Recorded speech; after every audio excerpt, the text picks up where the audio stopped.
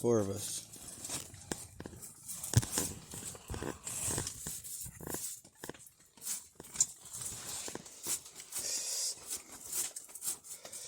This is home. Home, sweet home.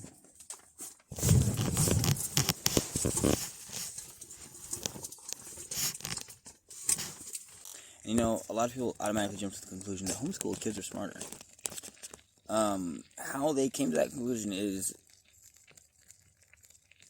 well, I know how they came to that conclusion, but it's besides the point. They shouldn't have come to that conclusion.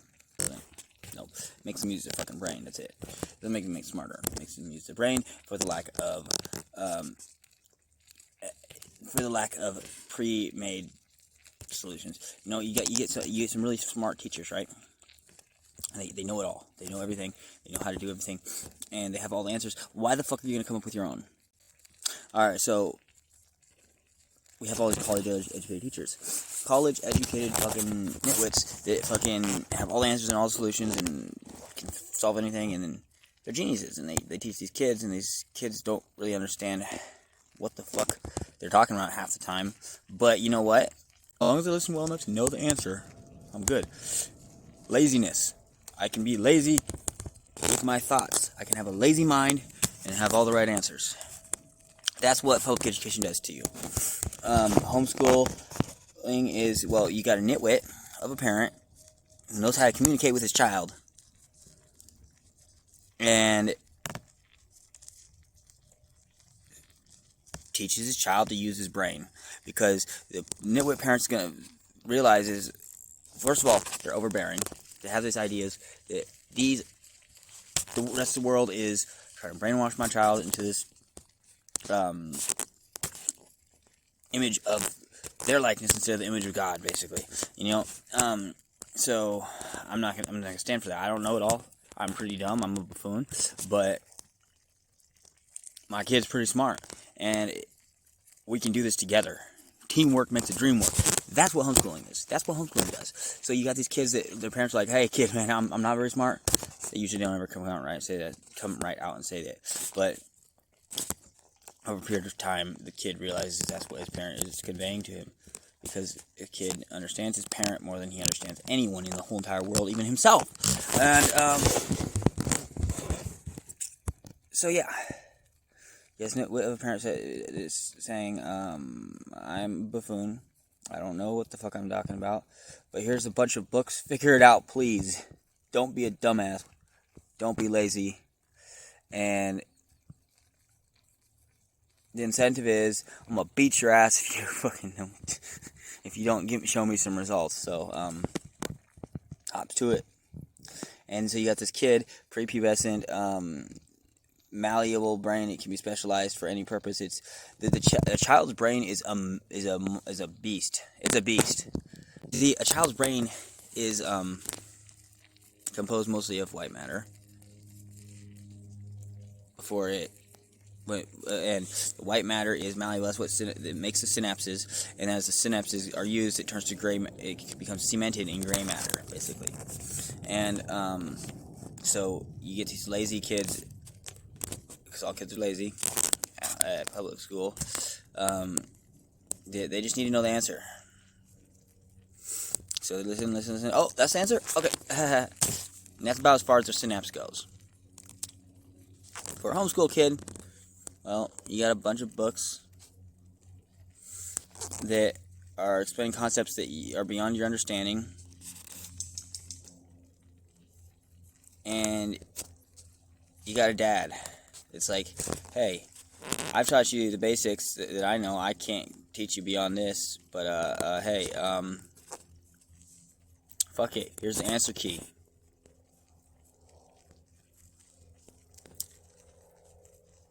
But I'm going to check your work. And I need to know that you're actually doing the work. So having the answers right is not good enough. You got to show me how the fuck you got those answers. So, and no, I looked at the answer key is not a good enough answer. So you got a brain at that point that, well, you don't know the answer, you see the answer, right? You see, sensorily see the answer. You see the problem, you see the answer. You see the problem, you see the answer, and you go, all right, I'm right here at the problem. How do I get to point B, the answer? So you got a bunch of motherfucking problem solvers. Brains that are specialized for solving problems. Brains that are specialized to see the answer, the solution. Like it's really the answers in real life, in reality, the answers are right fucking there. Unless you're talking about like how to build a spaceship to go to Mars, the practical life skills, the answers are right fucking there.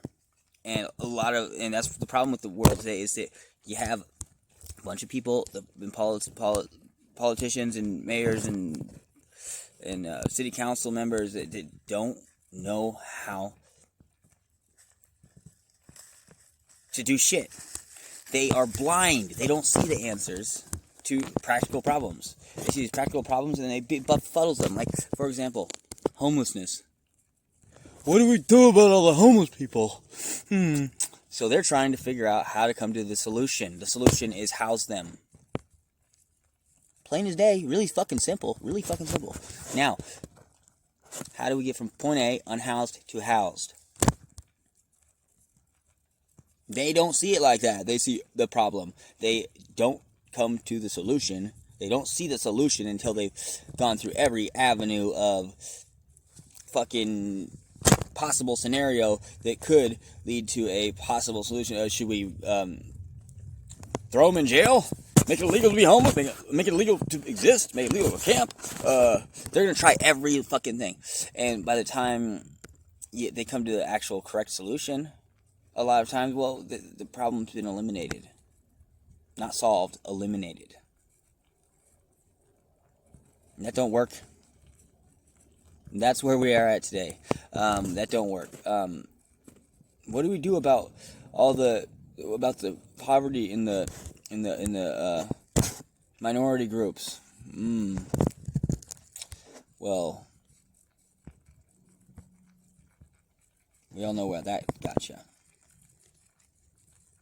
We all know where that got you. Y'all fucking, we got a whole fucking system of laws that are designed to, take away the rights from minority groups so that they get locked up. So that there aren't no impoverished neighborhoods anymore. So all the poor people are in jail and all the, rich people are out here. Well, that don't work either. Dumbasses. Because at the end of the day, if all the fucking poor people are in jail, who's gonna fucking do your dirty work? And quite frankly, all these majority groups of privileged white people, they don't even know how to wipe their own ass half the time. So give us jobs, give us something to do.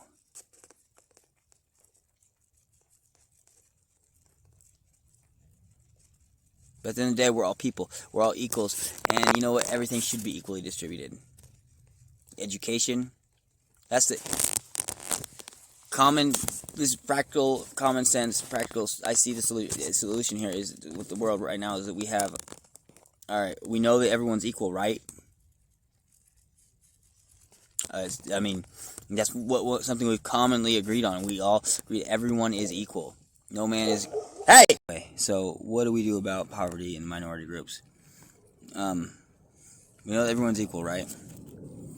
In this case, the world is not seeing the problem or the solution. They just see a symptom of the problem. Poverty and minority groups. That's a symptom. Problem is everybody's equal and they aren't given equal opportunity.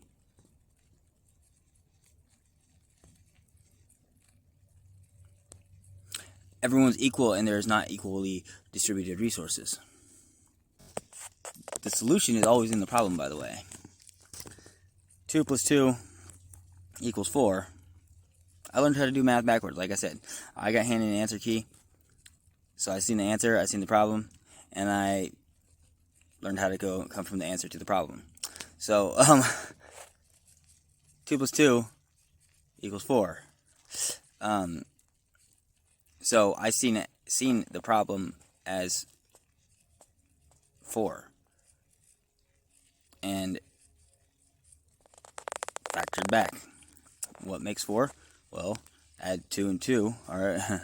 I can even go further than that. What makes 2 plus 2? 1 plus 1 plus 1 plus 1. You know? So if you notice that what we're at right now is 2 plus 2. How do we and we can't even figure out 4, but because we haven't realized that that's 1 plus 1 plus 1 plus 1. And sorry, if you hold up 4 fingers, that's 4. 1 plus 1 plus 1 plus 1. So that's where we're at right now. We see a symptom. That's 2 plus 2. It's not the problem. 1 plus 1 is the problem. The answer is in the problem. It's 4. So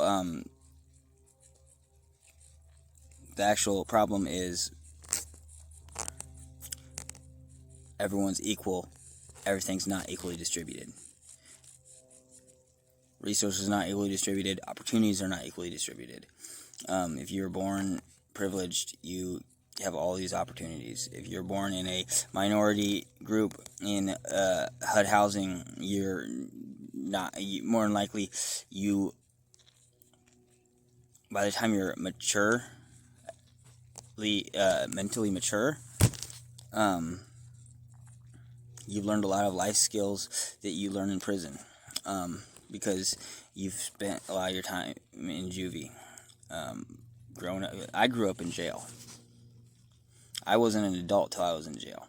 I was in the sense of how to be a member of society because I grew up homeschooled. I was sheltered from the society. So I didn't know anything about interacting with anyone but my siblings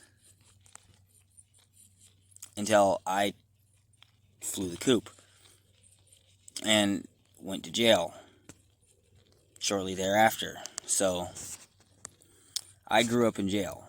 All my life skills, jail. I am the most institutionalized motherfucker you will probably ever encounter. Because I grew up in jail in the sense of being homeschooled.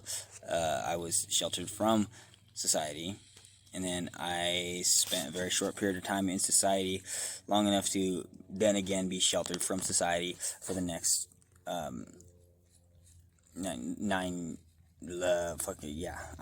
for a long time. I can't remember, 9 years, I did a total of 6 years in jail, but it was incrementally interspersed with like treatment, and I did halfway house time that didn't count towards time; it counted towards probation, and so like it's been a minute, but no television growing up, by the way. Limited access to internet, and that was only after I was 16. I actually had access to internet.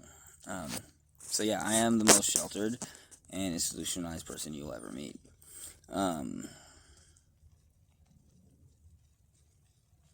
But I don't resent that. I think it's a gift. It's the most beautiful thing I've ever been handed, because it gave me the motivation to use my brain. Gave me the motivation, and not only the motivation, but the necessity to use my brain. And my brain does not think in English. It doesn't think in language. It's the same sense as I was handed an answer key, and I was handed a book full of problems and a book full of answers. And I had to come out, and I had to fill the void in between. In the same sense, I know it all. I know it. And I know English. I know language fairly well. And I know I have all these thoughts, that I have all this meaning, that the meaning is, well, that's the answer key. The problems, well, that's the English language. How do I get from what's up here to English language?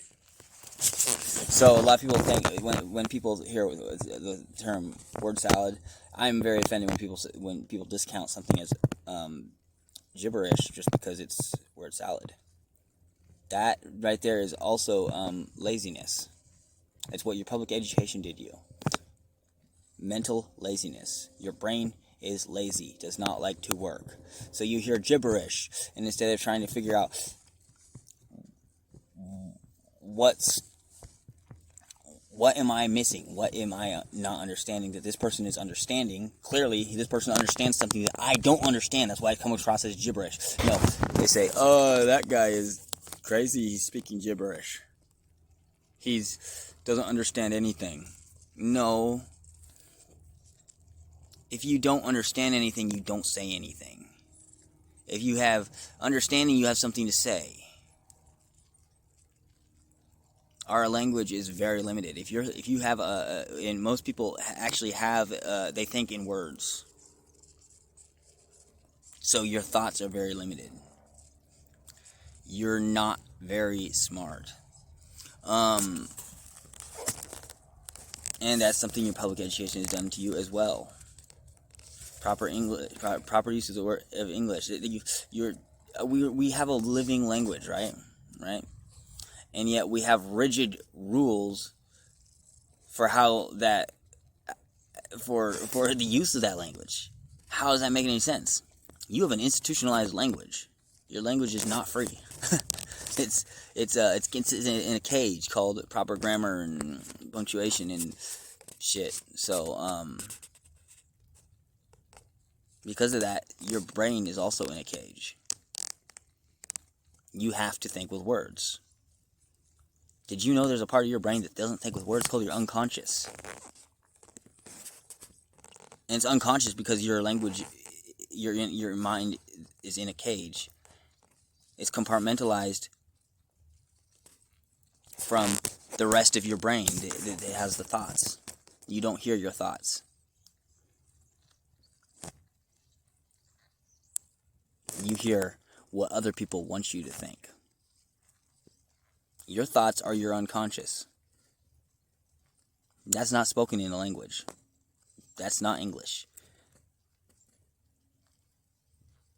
And that's what your public education has done for you. You have an institutionalized brain. I'm an institutionalized person. Your brain is institutionalized.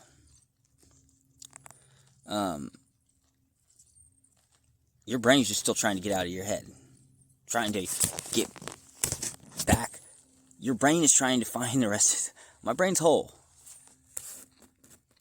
And what my brain's telling me is now I need to get out of the cage. So that's my purpose in life. I'm trying to get out of the cage. You need to get your brain out of the fucking cage and start listening to your thoughts. Because what society does, and by society I mean government, what government does is it has a society beneath it that it sees as chaotic and messy, and it divides it up in compartments, tries to organize it into class divisions.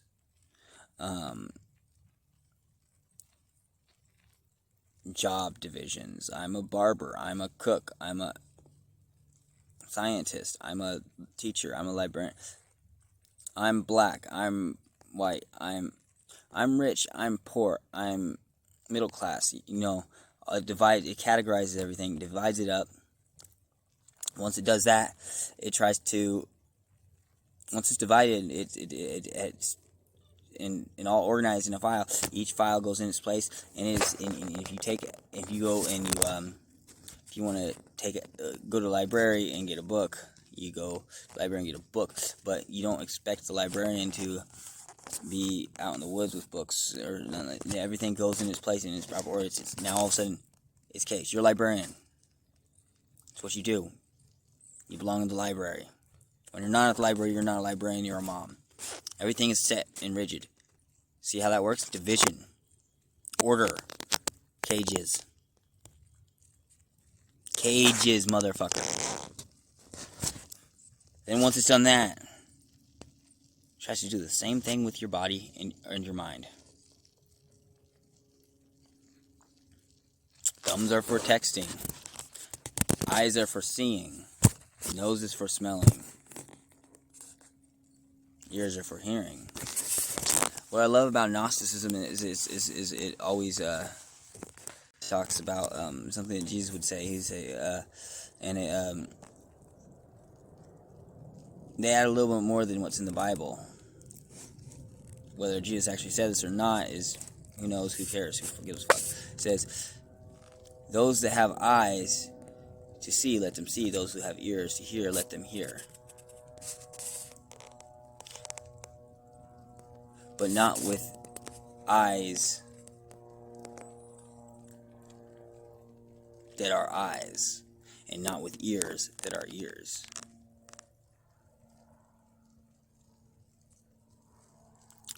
Because ultimately, we don't see with our eyes. We don't see with our ears. Those are the void in between the problem and the solution. The problem is our heart, not our physical heart. The problem is our heart is a vacuum.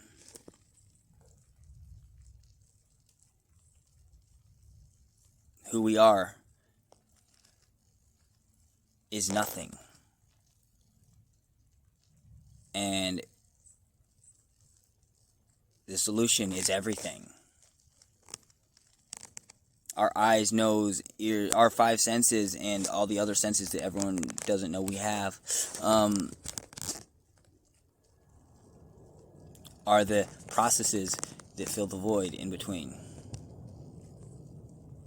Problem, nothing. Solution, everything. Process, eyes, ears, nose. That's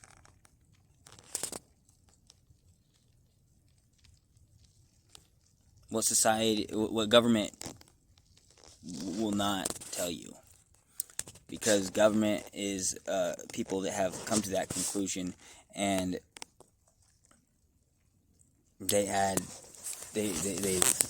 realized that, yeah, the only way for them to access the rest of reality now is to make you their eyes, ears, nose. So they not only have their own process, but your process. So enslavement is how they see the rest of reality. Hypersentientism. I'm hypersentient. I'm hypersentient on my damn self. I don't have to have slaves to be hypersentient.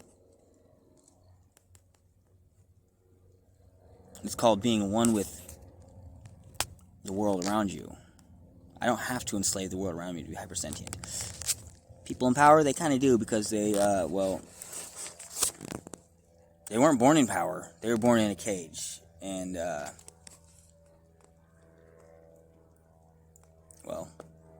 they had to fight to get to power. So all they know is power. They don't know the concept of, if you love something, set it free. If it's yours, it'll come back.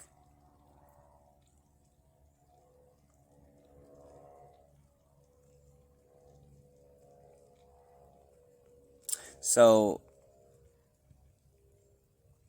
everything is the process in between nothing and everything. I don't need to have your ears, eyes, and nose to have your ears, eyes, and nose. It's called putting yourself in someone else's shoes as them.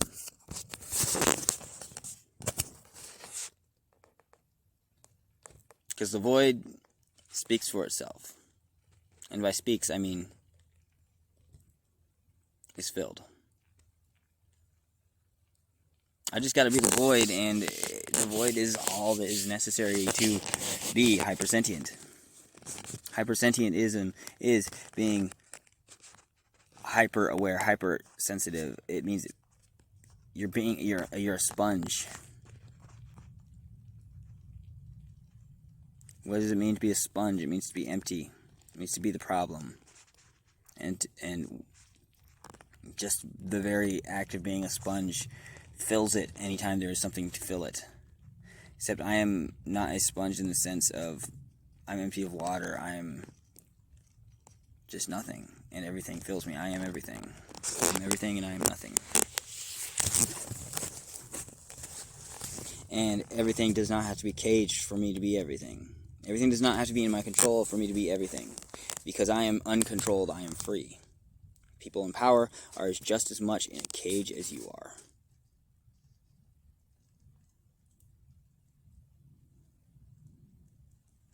Be free. Let go. That's my message to the world.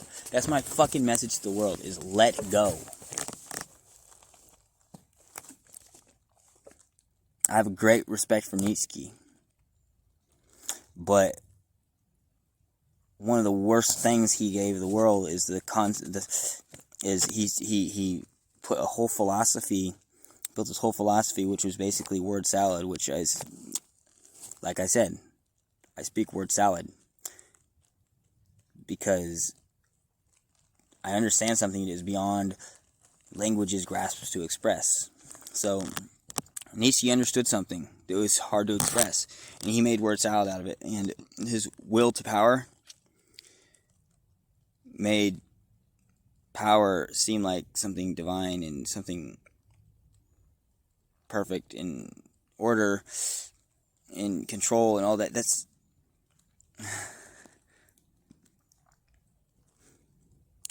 the only way for you to have power over something is to give yourself to that something.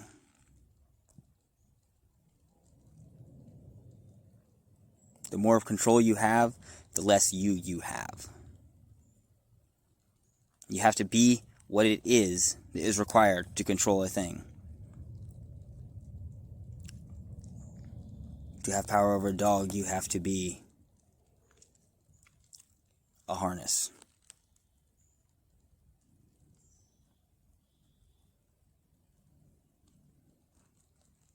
Attached to a sled. Or a leash attached to a person. But if you love it, you don't have power over a dog. You let it go. And you'll find that the dog comes back to you. My dogs don't run away. They're with me. Always. They have this misguided idea that they need to protect me, and that's The only reason I ever put them on a leash, because they think they need to protect me. They themselves haven't got over this concept that if you love it, let it go. Because dogs have been programmed by controlled breeding to be afraid, just like you are. And that is another form of, as another cage. Those in power are in a cage because they're afraid of losing the power. I can be in power without fear. I can be whatever I need to be to get to the end result. But I can let go of that. When I get my result that I required, I can let go of that. That's the difference. I'm not afraid to let go. Let go, people. Let go. Get what you want, let go. Let someone else get theirs. That's the solution to every fucking problem in the world. The natural order is not order, it's chaos. And that is freedom. Chaos is beautiful, it's freedom. It can be controlled and harnessed in any which way you desire. The only requisite is that change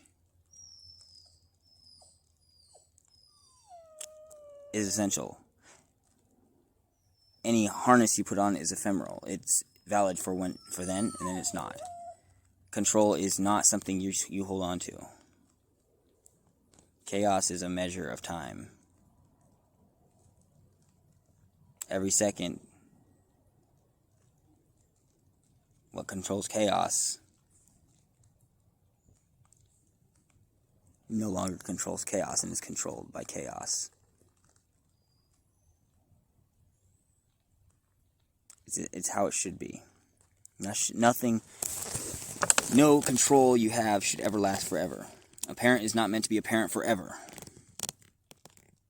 When the kid grows up, the kid has control over his own life. You let go. And then that kid grows wings and, well, if he so chose, could control you. Because you've taught him everything you know, and now he can grow from that to be something bigger than you. But parents don't like to let go of control. So they don't teach kids everything they know. The old should die off, or at least step aside, so that things can grow, so that who we are can grow, so that everything can fill us and not just what has filled us before.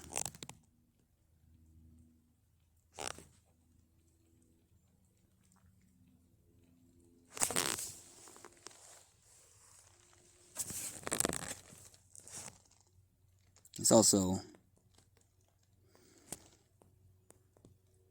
why I am a Christian that hates Christians. Because I hate Christians because they take the name of Jesus and apply it, the anointed name of Jesus Christ, and they put it as a tilage on themselves, on their inability to be as Jesus taught us to be, which is what I just told you. To be nothing. To have no control.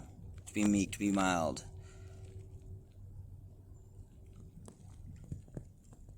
To be humble. To be nothing. To be nothing is the key word. That's the message that Jesus taught. Be nothing.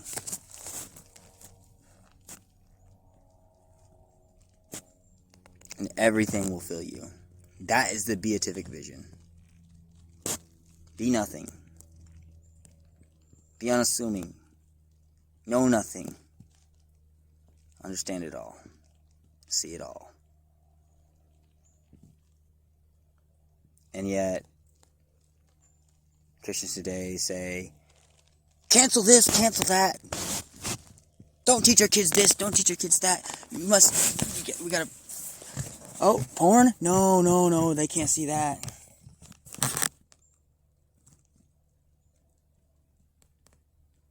You should be ashamed of yourself. Jesus would be rolling over in his tomb if he hadn't risen from it to be a hypersentient being.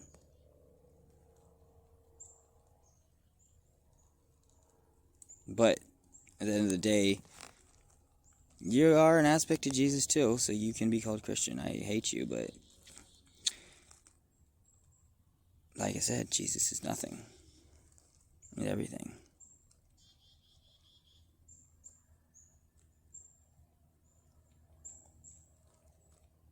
Jesus is love. Jesus is hate. Jesus is peace. Jesus is war. Jesus is the way. Jesus is lost. Jesus is the truth. Jesus is the least of these. Jesus is the exalted. I am nothing. I am Jesus. I am everything. Charles Manson spoke of war. Jihad is the war.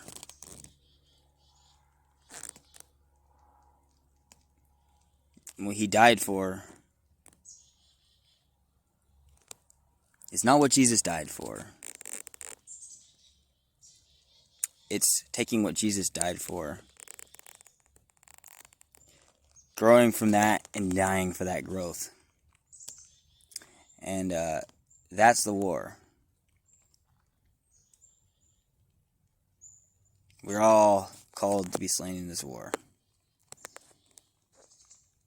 Because if you don't die for what you've grown to be, then what you've grown to be is soon forgot.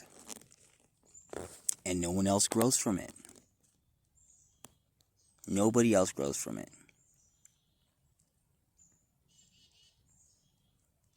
And if what you create cannot be shared, then why the fuck did you create it?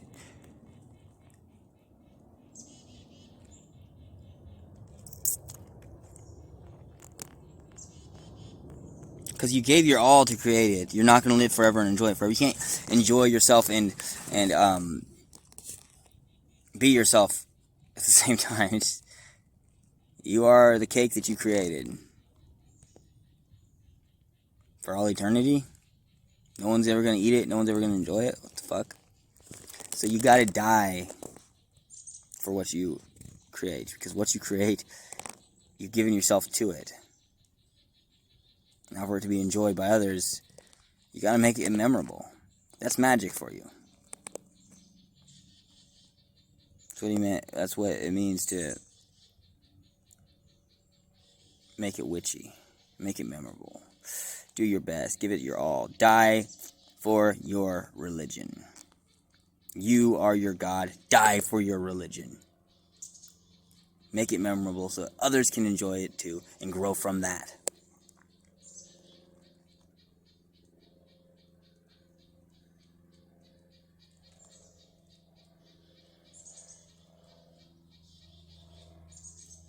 So the war we're fighting with is the war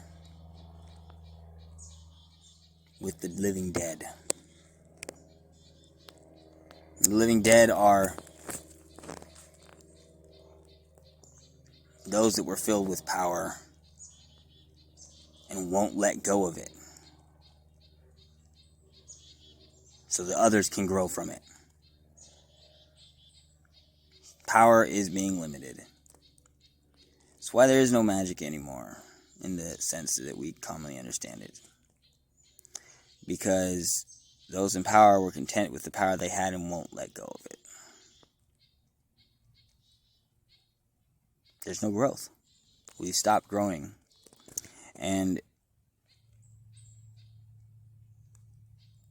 that's why there's so much neurodivergence lately, because that's what is needed. Those under control are not content with being in control, or being in someone's control. They're not content with being controlled. They're not content with that.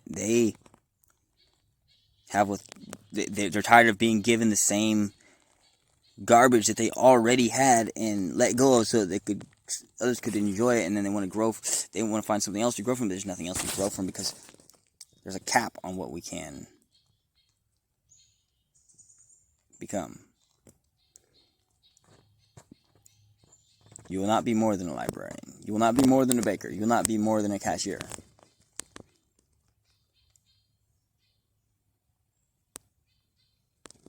No, those are supposed to be ephemeral positions. Not careers.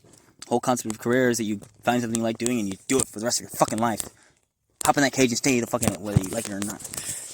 Because, well, you liked it at one time, now you're stuck in it. Careers, you shouldn't find a career. Life's a journey. Life's an adventure, not a career.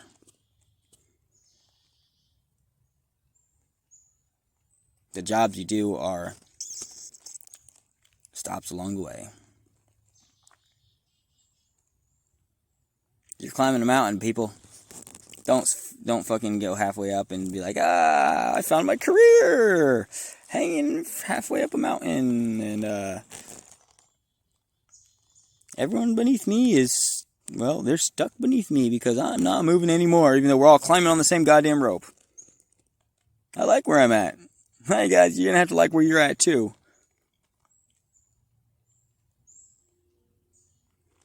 So I say, take those that are content with their career,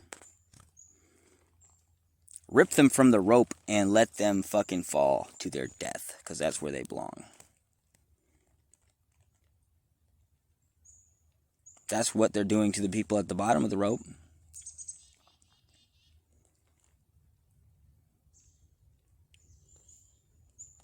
Keeping them on the bottom. Well, you at the top of the rope, get the fuck on the bottom. And there you'll die. Amen. And that's why toxic masculinity is so toxic.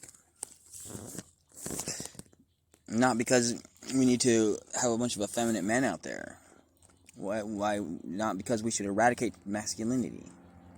Masculinity is the will to grow.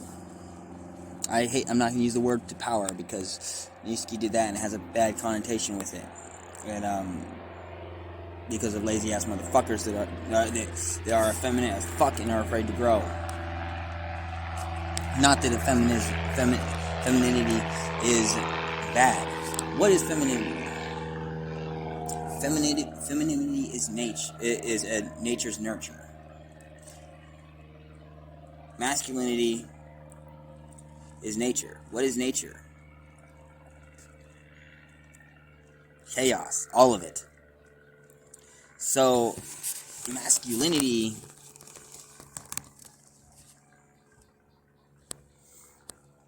is measured as a standard of how big you are. How much chaos you contain. How high can you climb?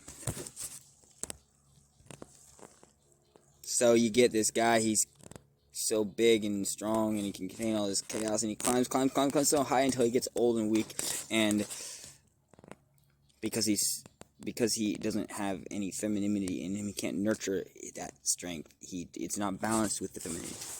You're supposed to be androgynous. That is the Shiva is Kali and himself. He is not without. The two are made one flesh. That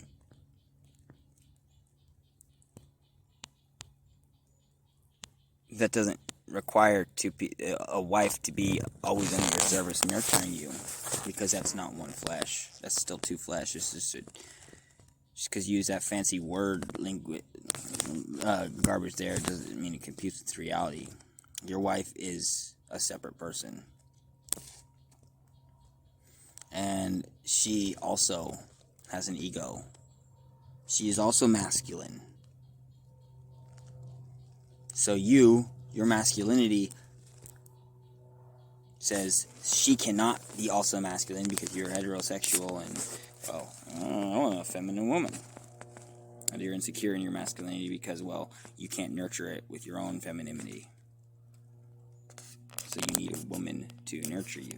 And so you have man and woman growing old together and dying. But until they die, they reach a point where they can't grow anymore. The top they're climbing, they go to it because she has come to the max of her femininity without her own masculinity being growing to hold that up, and he has come to the max of his masculinity growing without his femininity to nurture that chaos. So because of that, they can't climb any higher, and they are falling downhill. And everyone underneath them, who's young and virulent, and they're kids, they still want to climb higher. They want to grow from the point from which you stopped growing. But no, you're getting older and weaker and sliding backwards and pushing them down the rope. And what is the rope? That is conventional, uncompromising, rigid English language linguistics, just language linguistics at all, because this is not just an American problem. This is a worldwide problem. We all speak different languages. This is linguistic rigidity. That's the rope. So word salad is the way around that. It is the use of whatever language you have to express a concept that is beyond the rope. So you can get past these old fuckers that are stuck in their dying masculinity. It will be a man to the day they die, with their wife who will be a woman till the day she dies.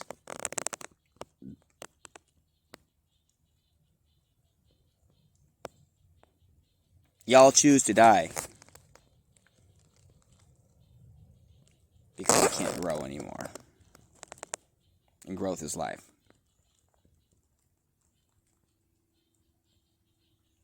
I'm never going to stop growing, baby. I'm going to live forever. I might change my form a couple times, but I'll live forever. I mean, I've lived this long.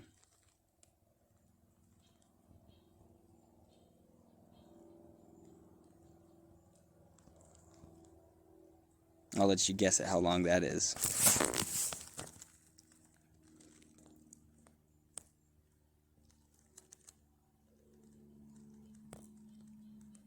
For I and the Father are one.